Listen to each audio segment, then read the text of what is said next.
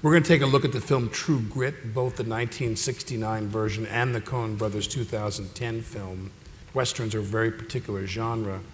We're going to show the 1969 clip first, and for Carter, what type of music do we expect to hear in traditional Westerns? The Western is a genre, and there has been a musical tradition that's grown up around it. Interestingly, a lot of it was developed by a composer, Dmitri Tiomkin, who's actually from the country of Georgia. You know, he grew up in the steppes, but he really defined what we expect to hear from a Western timpani and, that dum-dum, timpani brass strings, in this case, Elmer Bernstein is the composer.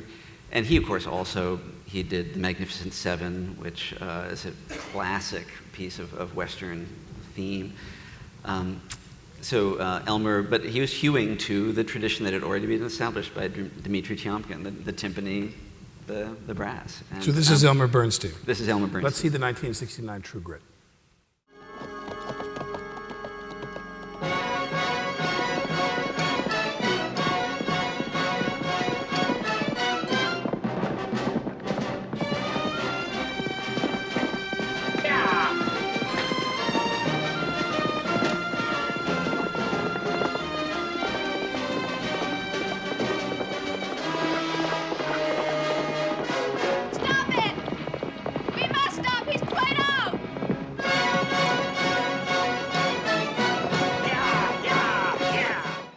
So before we get to the clip of your film from 2010, what's your relationship to the 1969 score when you're working?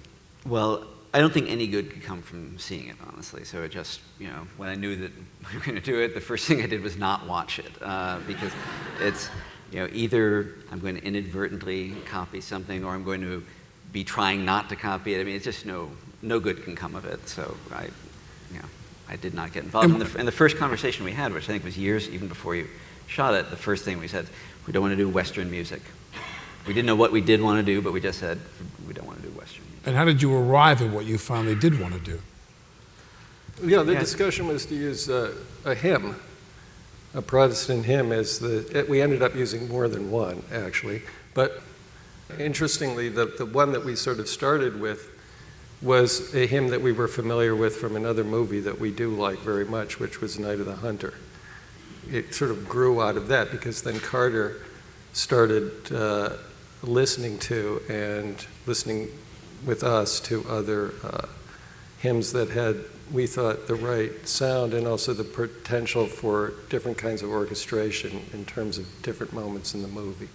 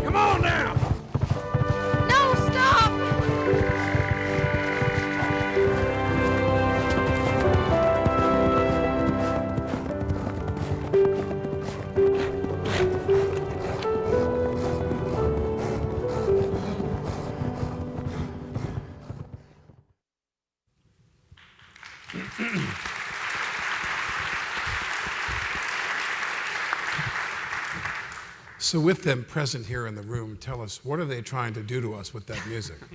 The young girl on the horse has been bitten by a snake. Maddie's been bitten by a snake, and she's dying. And Rooster, the man in the back, is trying to get her to help before she dies. So it's definitely a scene about urgency. In the 1969 version, the music you heard had a real strong beat to it.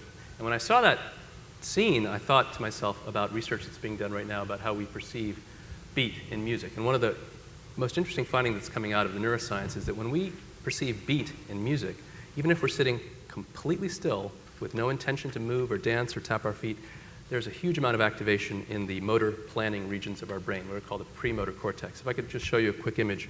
This is another image of the brain. That's the front on the left and the back on the right, looking from the side. The blue strip is what's called the primary motor cortex, the area that's actually involved in coordinating movements when you move. But ahead of that are a couple of regions of supplementary motor cortex, the premotor cortex. Are motor planning regions. They're about planning movements. When people are perceiving music with a beat, you see a lot of activation in these motor planning movements, as if we're moving. Actually, in our minds, there's a lot of movement and motion going on with rhythm with a beat. And I think that's really relevant in this scene because it draws you into this sense of urgency. There's this race and this desire to survive, and you're pulled in. It's as if you're riding along on that horse, trying to get that girl to safety.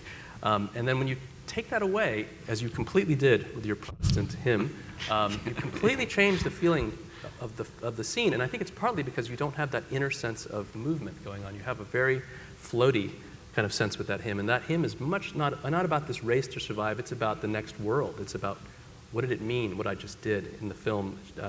She killed the person who killed her father. So she's reflecting on what just happened.